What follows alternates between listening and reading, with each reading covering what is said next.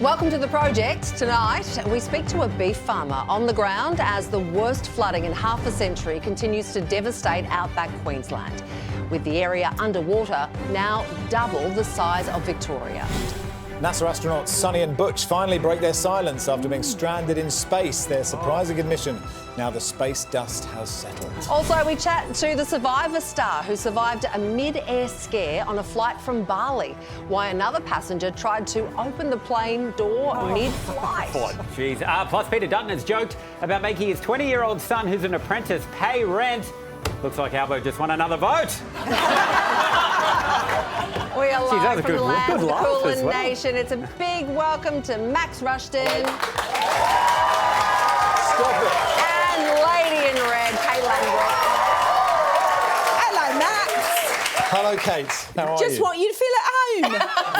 Yeah, it's just like can you do that's that? how my mum speaks. Yes. Yeah, Does she? yeah. Aw. She's a Cockney. Oh, wow. But the difference is I love you. That's true. And you were there for me in my hardest moments as well.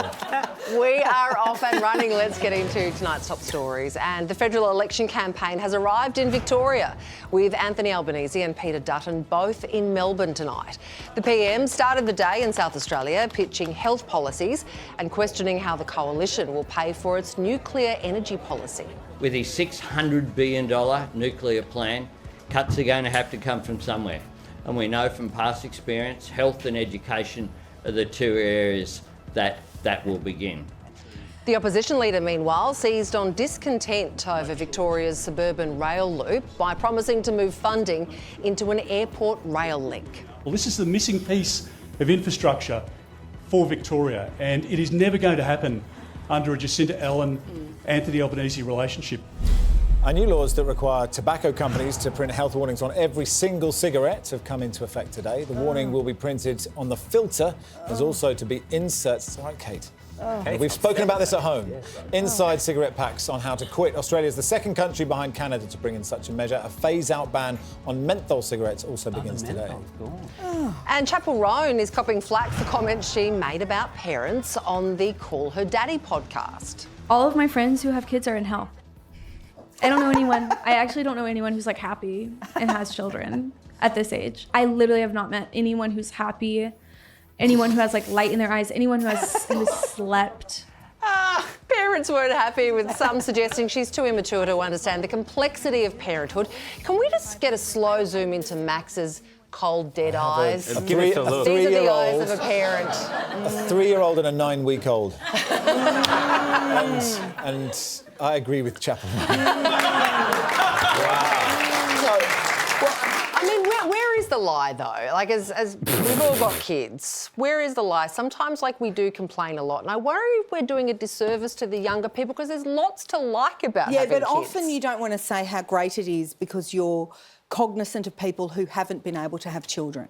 So that stops a lot of people from saying it's the greatest thing you'll ever do, because you can't say that now in case people can't do it. Yeah, well, then they've overcorrected. We have overcorrected. You could ever but do. it is hard, it is difficult, and at her age, quite possibly she shouldn't know anyone that's happy with children. If you don't have them, you can't articulate the indescribable joy bits, but you can see the pits of hell. Wait, let me look into your eyes. I think I saw them before. Oh, there they are. I remember someone saying to me, your life is about to go from black and white to Technicolor. And I always try to pass that on to expecting parents now. Particularly when you're changing a nappy. Yeah, indeed. Actually, my 9-week-old hasn't passed a solid stool for 6 days. We're on air, Max. Just, if you could just get through it, that's what we're really waiting for, Willie. After months of teasing us here with a hint of a tariff here and a soupçon of a tariff there, was that too much, Sam? I loved it. OK, Keep good. doing what you're Donald doing, Trump is finally getting ready to unveil the whole enchilada, including presumably a tariff on enchiladas. So with economists warning of a global recession, what can Australia expect? Nervous about the looming global trade war? Maybe you haven't heard of its exciting new name. We have Liberation Day, April 2nd. Wednesday, it will be Liberation Day. This is the instrument of your liberation. This Wednesday, Donald Trump will finally unveil the full extent of the trade tariffs he's been putting in place against America's let's say allies. Many countries have taken advantage of us. Many of them have actually apologized. So what do we know about which sector is going to be hit? Which countries, how high the costs will go? We don't know which sector is going to hit, which countries, how high the cost will go. Okay. What we do know is that a report out today reveals part of America's beef with Australia is over beef. Strict biosecurity laws introduced after the 2003 detection of BSE in US cattle banned the stuff from our shores. And that ban could lead to revenge tariffs on our own beef exports. But the PM says he won't weaken biosecurity laws, saying there's too much at stake. The idea that we would weaken biosecurity laws, as my mum would say, cutting off your nose to spite your face. Not on my watch. Also on America's list of grievances, Australia's ban on other food products, including pork, poultry and apple and pear? Apple and pear. That's new to me. Apple and pear is a classic. Speaking of random clips from American movies, the US is also peeved off about Australia's plan for local content quotas on streaming services, as well as our proposed penalties for platforms like Facebook that don't pay news organisations for content, pharmaceutical patents, and our PBS also on their hit list. Those issues are not up for negotiation. I agree with the Prime Minister's position, and if I'm given the great honour of being Prime Minister of this country, I am not going to compromise in relation to issues that are of national significance and importance. Also being floated, reciprocal tariffs over the GST, which, FYI, is also applied to Australian products. So, as the world nervously awaits Wednesday's announcement, just what can we expect from this Liberation Day? It won't be so pleasant. It's good to hear. Stephen Hamilton is Assistant Professor of Economics at George Washington University. We've just heard all the tariffs that the US administration might bring in. What do you make of it all? Yeah, look, something to keep in mind here is, it's not a good idea to do backflips trying to rationalise what the Trump administration does. At the end of the day, I think what they're trying to do is they're trying to shut America off from the world and make America fully self-reliant. And they're looking for any excuse to put tariffs up to do that. So to say, the GST is a trade barrier is crazy. We put GST on Australian domestic producers, we put it on American producers. It's got nothing to do with trade. So, the fact that these things really aren't very credible, I think just says this is not really a credible exercise. Right, so we should stop worrying about apples and pears. And I guess, what should Albo do then? Like, he's got to cosy up to Trump on the phone, be obsequious and say, I think you're great. And then to the electorate, he's got to say, I'm going to be tough. Look, to be honest, it's not nice to hear this, but there's not much Albo can do. I don't think there's anything any PM could do. I think if Peter Dutton was the Prime Minister, I think that the outcome would be similar. No world leader has gotten any exemption from the Trump administration to date. I just think you have to ride the wave, do your best not to offend him, but I wouldn't be so hopeful we'll get any kind of exemption from these things. Well, what would be the impact of more tariffs on the Australian economy? Look, direct impact is small. So, the steel and aluminium tariffs, for example, that we just saw are something like 0.02% of GDP, right? So, to be honest, in the aggregate scheme of things, we won't notice them. But the indirect impacts are serious. So, if there was a full-on trade war, we could lose a pretty significant, a quarter point off our GDP, which, it doesn't sound like a lot, but it's many, many billions of dollars, right? And that is going to be felt. So, I think the other big thing for Australia that we need to think carefully about is the flow-on effect. So if the US contracts as a result of the tariffs, if that has a flow-on effect across the world, then we might see something like a global financial crisis or a global recession. And that certainly will hit Australia and hit Australian jobs as we saw just a couple of years ago. Stephen, you mentioned some words that caught my interest just before. Global recession. This is scary. Now, each week here I get paid in cash and I put it into a mattress. I request that. Am I doing it right? Am I playing the long game here? Well, in that circumstance, yes. Thank you. But as I often say, economists have predicted 7 of the last 5 recessions. I'm not the guy to ask if a recession is around the corner. It's a possibility. I would say uncertainty has really spiked. We see that in the data very clearly. And I think there is a sense in which people are really worried about what's going to happen. And if consumers are worried, if businesses are worried, they all pull back. And if they all pull back at once, your economy contracts, right? So I think that's the concern, that's the risk. And I think, our policymakers need to have their eyes very closely on that economic outlook. Stephen, thanks so much for your time. We appreciate it. Thank you, guys. Time for a break. We'll see you very soon.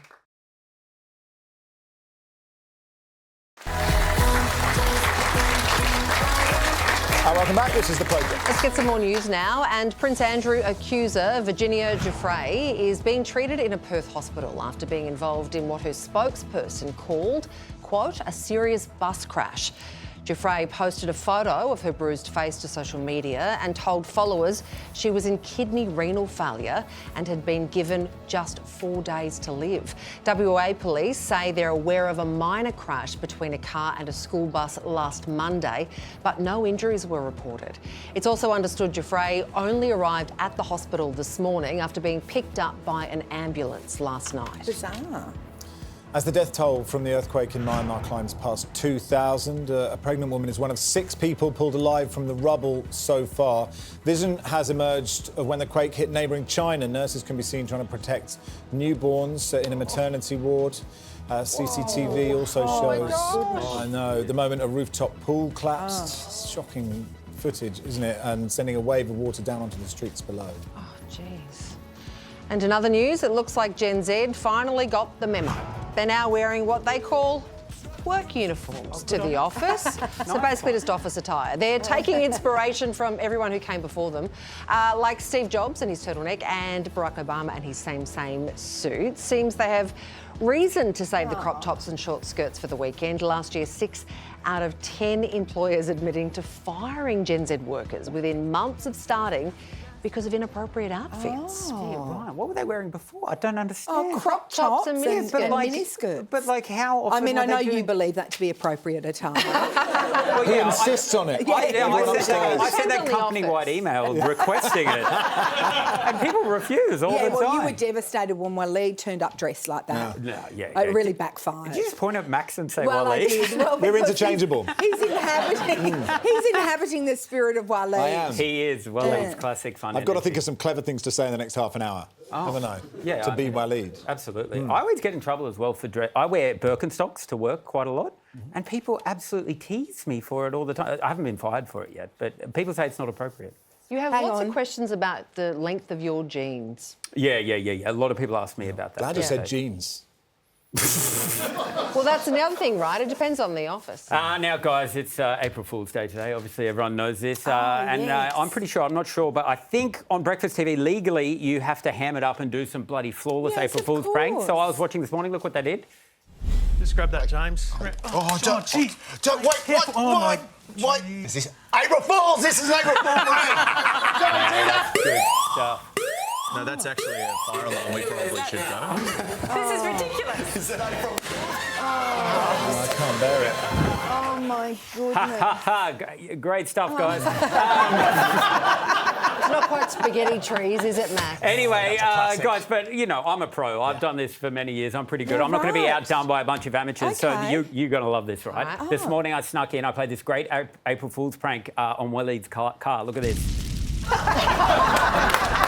Yeah. Wow. Now, unfortunately, I got in and I saw Max and realised that Waleed hadn't come to work today, so a big apologies to whoever parked in Waleed's car today. I think it was Max. Was it you, Max? Yeah. I'll give you a lift home. Cheers, mate.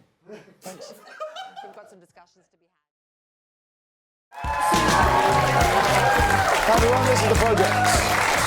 Well, they are the astronauts the world has been following for the better part of a year now. Now, Butch Wilmore and Sonny Williams are finally telling their story about their time stuck in space, though the jury is still out on whether they were actually stuck.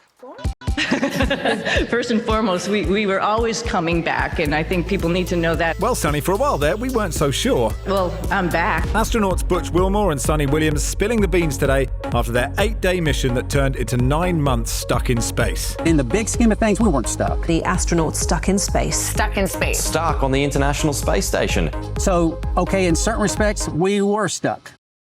So who was at fault for the technical issues on the Starliner spacecraft that left them kind of sort of not really stuck up there? Blame, that's a term. I don't like that term. I don't like it when it's me either, Butch. I could ask some questions, and the answers to those questions could have turned the tide. The pair seemingly addicted to their dodgy spacecraft, like a toxic ex. It is a great spacecraft. It is very, very capable. I'd go back in a heartbeat. I'd get on in a heartbeat. Though they do concede it didn't all go to plan. There were some issues, of course. You think?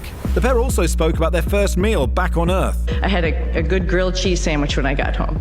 And how their bodies have bounced back. Turns out they've both been working out, and they're really shy about it. I never missed a single day of workout. Actually went out and ran 3 miles yesterday. Who would even imagine that you come back from 10 months in space, roughly 10 months, and within a week you run 2 miles at an 8-minute pace? Like I said, I sneakily went for a run yesterday. As for what's next, well, you just can't keep these two away from that intoxicating bad boy Boeing. Would you guys go up on Starliner again? Yes.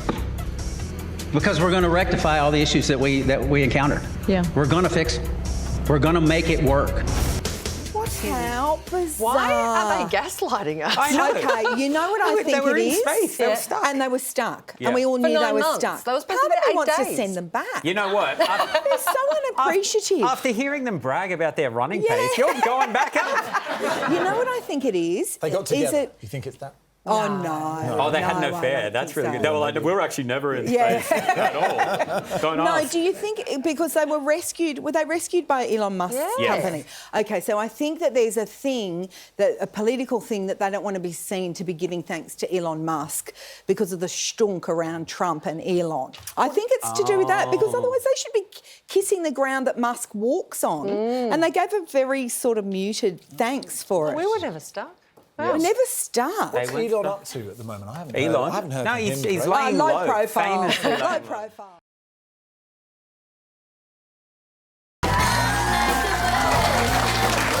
This is the project.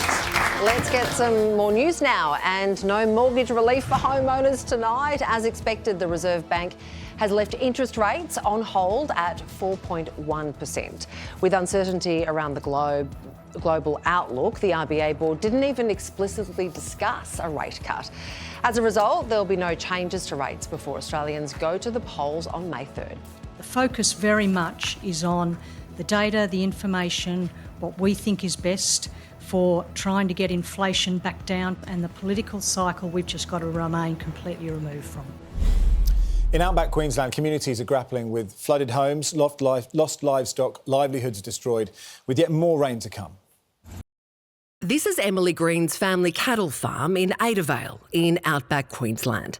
Her video laying bare the destruction to homes and livelihoods in the wake of the region's record-breaking floods has gone viral. It's been incomprehensible to see the extent of the damage caused. We can't keep battling this on our own.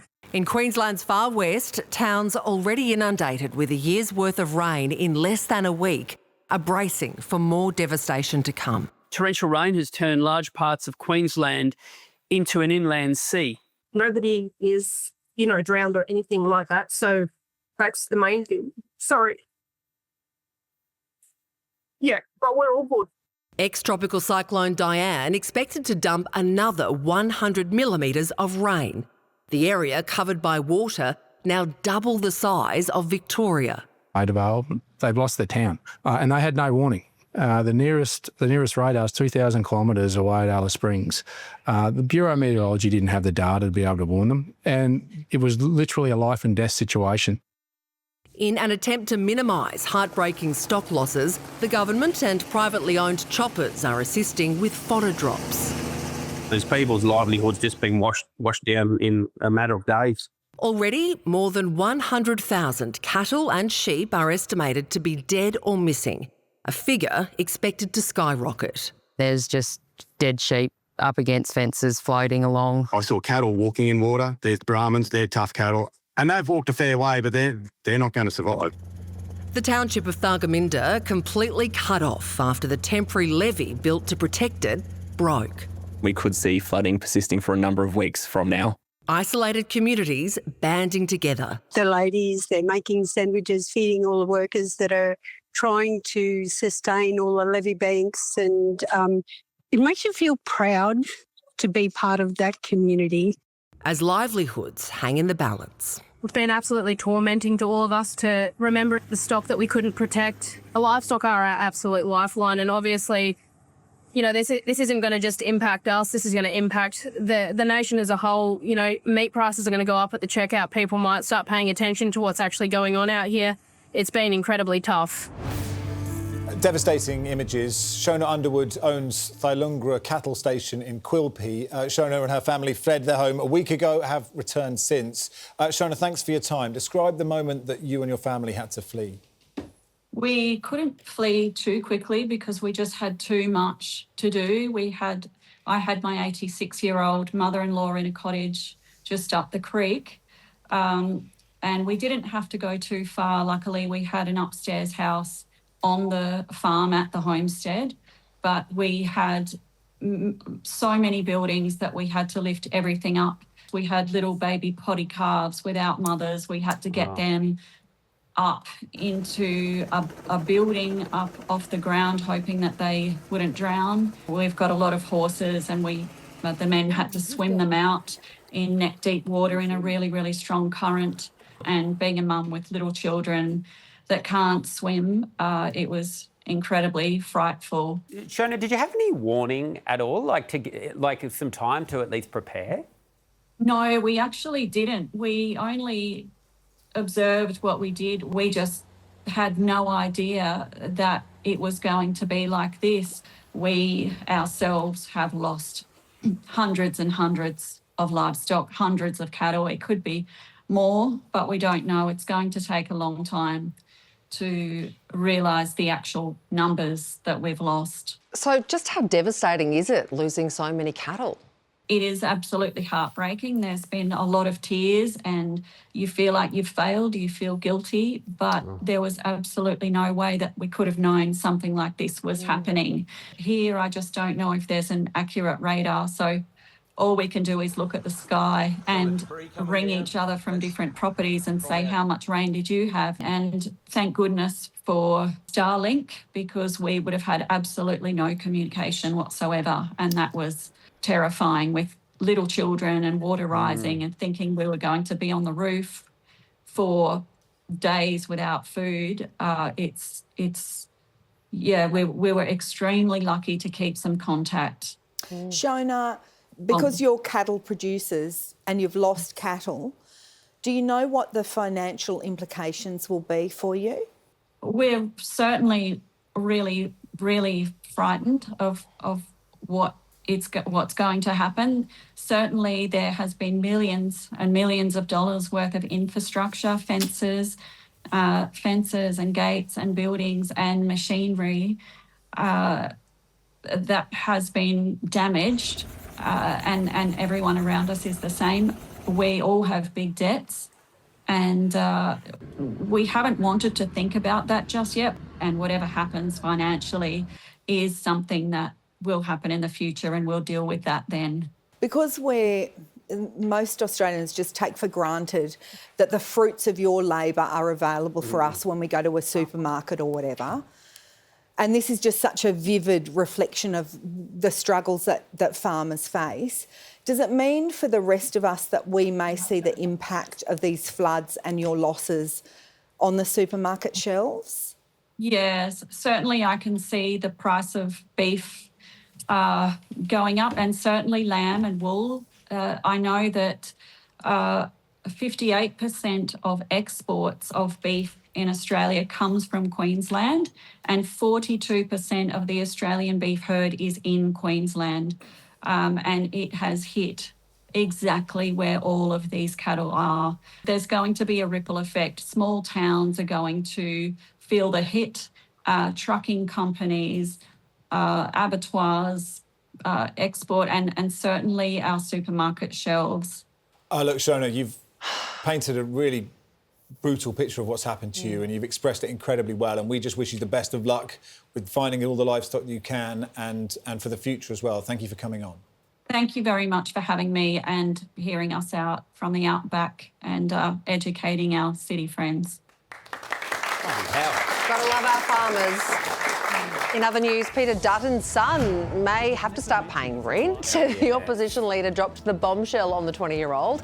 While appearing on live telly last night, Harry was in the audience when Dutton told constituents from his very marginal seat of Dixon his son may have to start paying his own way now that he's a second-year carpentry apprentice. He's got a boost in his pay, which means he can start to pay some board at home as well. Although I'm not holding my breath for that, but I'll see. Is that controversial? Well, no, it's just funny he didn't tell him beforehand. He waited till he was on TV to do it. Yeah, he was scared. You know what I like about it, though? It's like if Dutton wins the election, he said he's going to move into Kirribilli. That's free Sydney housing for Dutton. Make him pay, like, board on top of that. Yeah. Dutton making a bit of money. Yeah, sublet. What do you think? Yeah, well, we've got this... Well, it's not a dilemma, but the situation where we've got our first earner out of our 4 children. You call them earners? Well, we've only got one. Right, okay, if they're all 35. Anyway, the first one to earn a living. that's right. Anyway, so he's doing an apprenticeship at uni. It's an engineering apprenticeship. Gotcha. Gets paid like an apprentice. And Peter, my husband, their alleged father, said finally he can pay rent. And when Artie heard it, he goes, "Oh, you're going to do that thing where I pay you money and then you give it to me after 5 years so I can buy a house." Yeah. No, mate. No. We're going to keep it so we can buy our house. Yeah. But they're just not wired that way. No, that's it. Hey, the race to the federal election, it's on. Before May 3rd, the Judgment Day, high vis will be worn, hands will be shook and babies will be smooched as the major parties campaign hard to win Aussie hearts and minds. Here with her thoughts on democracy is democracy sausage enthusiast and professional gerrymanderer. It's the oracle of everything, Mel Buttle. Here she is. Hey, Mel, I'm new to your country, so for someone like me, what is the process of voting in an election? Oh, it's simple, Max. All you do is you go to a primary school hall to perform your civic duty with a Keno pencil. Your fancy pen licence means nothing to this government. Yep. And then all our votes get stored in one of the most secure vessels of all, a cardboard box. And that night, TV is absolutely ruined while some blue and red bar graphs have a race, and then a man wins, and that man either makes Dad really happy or really angry. Either way, it's a great time to ask him if you can try his beer for the first time. I mean, it is ridiculous that we use pencils to vote, isn't it? It is, Kate. It's nonsense. But I have checked with the AEC on this, and they say pencils are used because they don't run out, they can be stored easily between elections, and they work better in tropical areas. Great news. But I just think it is still very weird that the Hottest 100 has a more sophisticated system than our government. Like, it's 2025, there's AI, there's self-driving cars, and we're still voting with the same technology we used to do our Year 3 spelling test? Doesn't make sense. It's weird. Now, speaking of Year 3 tests, Mel, I failed this question in social science, so here we go. What you know, the Senate, what does it do? Happy to help, Sam. Thank you. Happy to help. The Senate makes laws, but part of me is like, isn't that done? Don't we have all the laws? Haven't they been made up already? Yeah. Like, what is left to legislate? Like, all I can think of is lime scooters need to slow down and pick a side of the footpath. Isn't that it? Well, here's something I've always wanted to know. Why do some politicians have the title the Honourable? That is because they have never, ever, not once, stolen from a self-checkout. Oh, right. There you go. Now, the media, they're a great organisation. They obviously play a big role in the election. What do you think of their coverage of the big campaign? Yes, Mr. Media, blowing your own trumpet once again. We're great over here. The talking haircuts, waiting. Great. Calm down, Sam. Your performance review isn't for months. It is nice, I think, seeing pollies on TV in their hard hats and their fluoro. It's amazing to watch them have a little dress up as normal people who've never once been in the chairman's lounge. If you had to pick, what's your favourite bit of all of this? I like this stage of the campaign. It's because the pollies remember that we exist and they promise us some big presents that will be turning up if we're good. Like, what is this, my dad, the night before my birthday? So from here on in, the promises will be coming thick and fast. They'll say things like, we're going to fix housing affordability. Mate, you can't even fix the potholes on my street. OK, let's start small.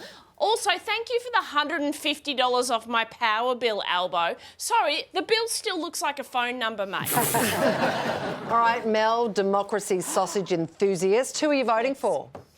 Well, it's tricky, Sarah, because both candidates are about as exciting as an unseasoned chicken breast. Great. Dutton's entire personality is he's tough on borders and he's going to crack down on crime. Mate, relax. Not everything needs to be treated like an episode of Border Security. Sometimes some of us just want to be able to buy a lettuce, Peter. Then there's Albo, and his whole thing is, oh, I grew up in Housing Commission. Great, we get it. You drop that all the time. You say that more than my mum drops. Back in my day, we drank from the hose and we all survived. It's time to bring out the democracy chicken breast. Exactly. Thank you, Mel. Thank you. Thank you, my pleasure. Thank you. More projects on the way. Stick around.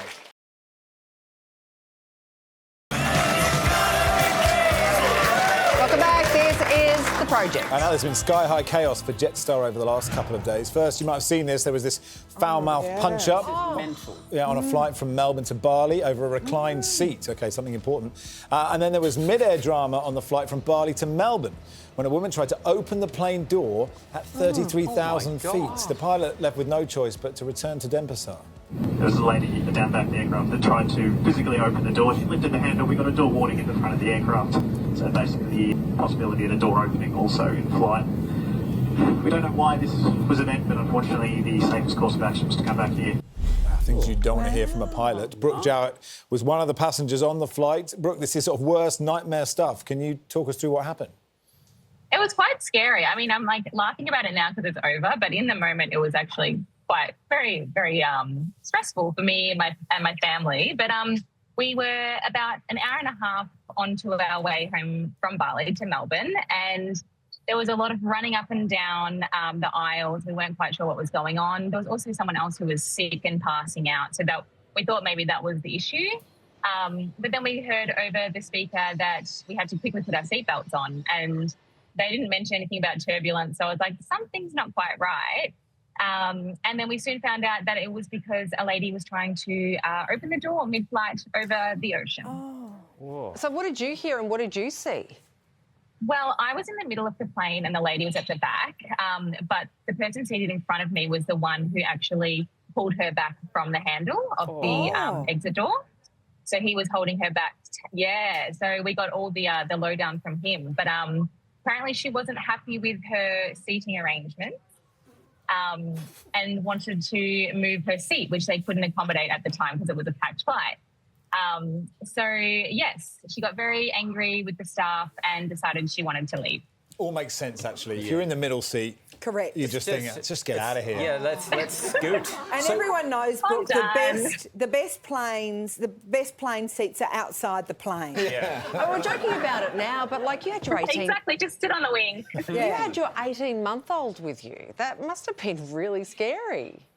It was definitely a lot more scary having a baby than when anything happens usually without one. Like now, this is my first time like properly travelling overseas with her, and it was definitely stressful.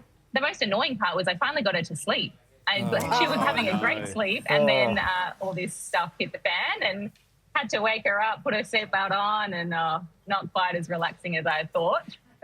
And so what do they do with the, where's this person restrained? And like, was she just by the toilets and every time someone walked past, they would boo her? And what happens when they turn the plane around? Like that must have been there was a lot of booing. Was there? It was awkward. It was very awkward because we knew she was still on the flight because obviously you can't kick her off midair. So she was at the back of the plane restrained by, from what I believe was a ex-policeman.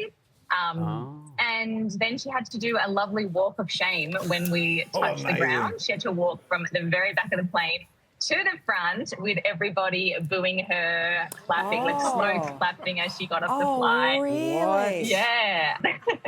Brooke, good luck with the journey home. Thanks for your time.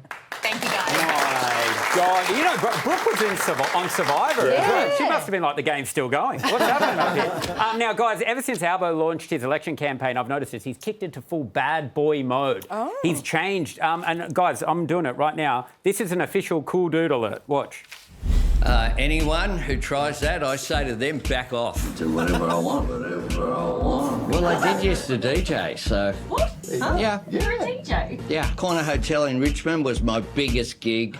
Man, remember the Corner Hotel gig? It was crazy. Now, if you like those moves, my God, my man here, he's got his finger on the pulse of pop music as well. Look. Sabrina Carpenter. There are cameras everywhere, Molly. Oh. There are cameras. Sabrina Carpenter.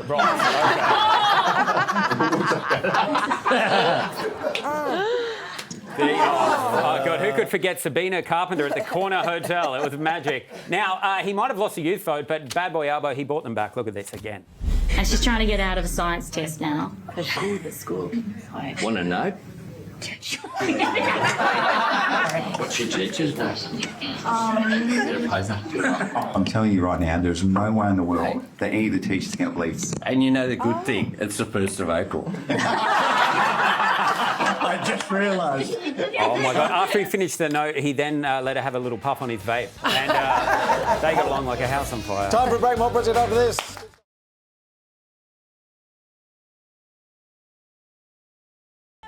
Now to the gripping Aussie story coming to the big screen.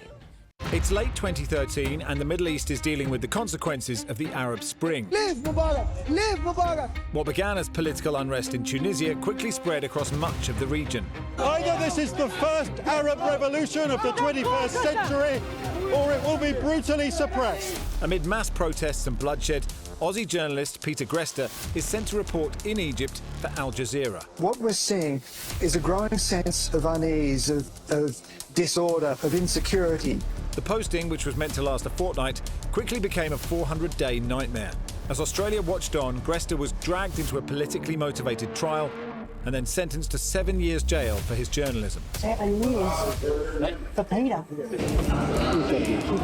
The issue of the Al Jazeera journalists in Egypt, we've been clear both publicly and privately that they should be released.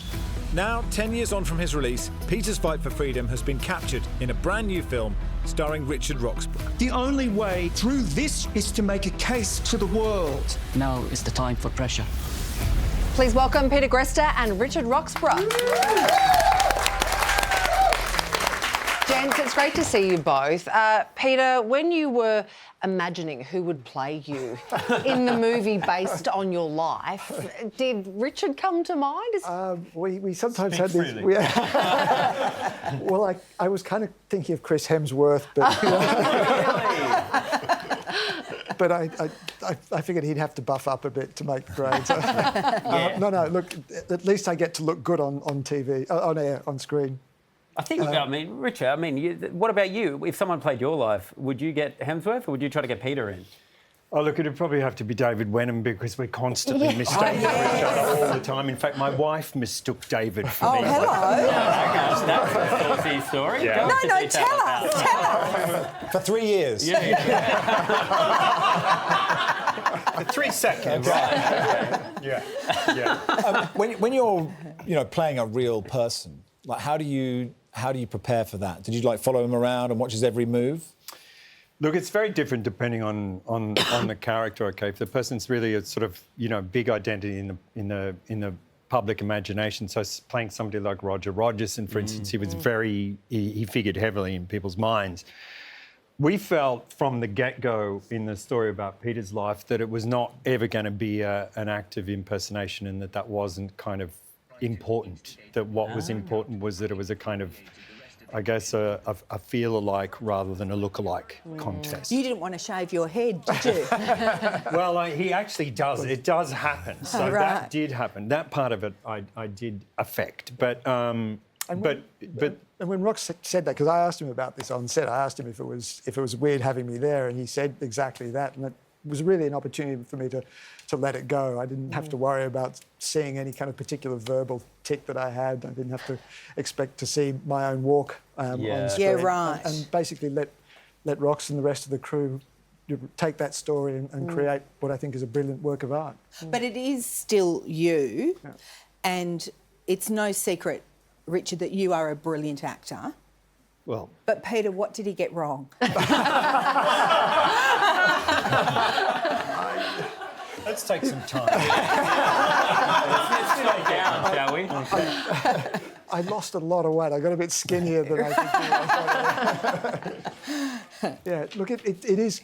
There are a lot of details that only I would recognise that aren't quite there in the film. But and obviously the film takes a degree of licence with the story, but in really profound, essential ways, they nail it in ways that I've actually found really quite discombobulating when I first saw it. Wow.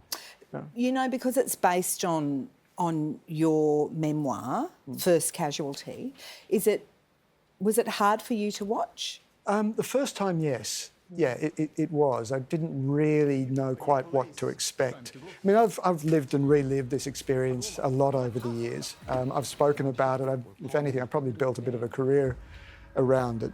And that's a way of, as I said, of leveraging that experience and turning it against the Egyptians who tried to shut us up. But I never really quite knew how this was going to come out. I've been involved a lot through the production process. I'd spoken a lot to the screenwriter, Peter Duncan. And so I was very closely involved with the project, but I just didn't quite know what to expect and how it would turn out.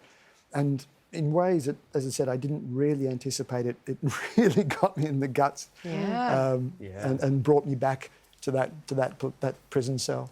Richard, you said you wouldn't want to relive this. Making this was tough for you.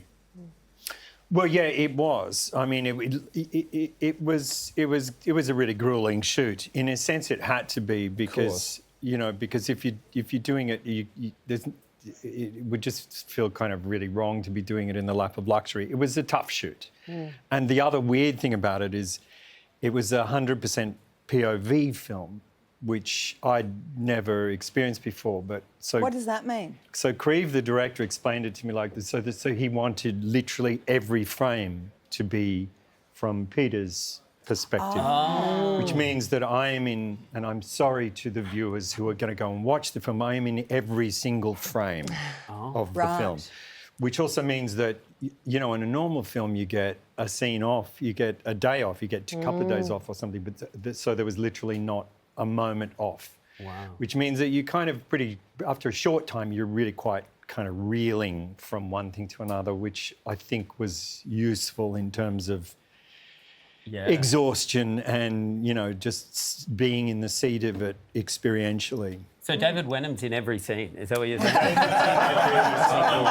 God, that's incredible. So, yeah.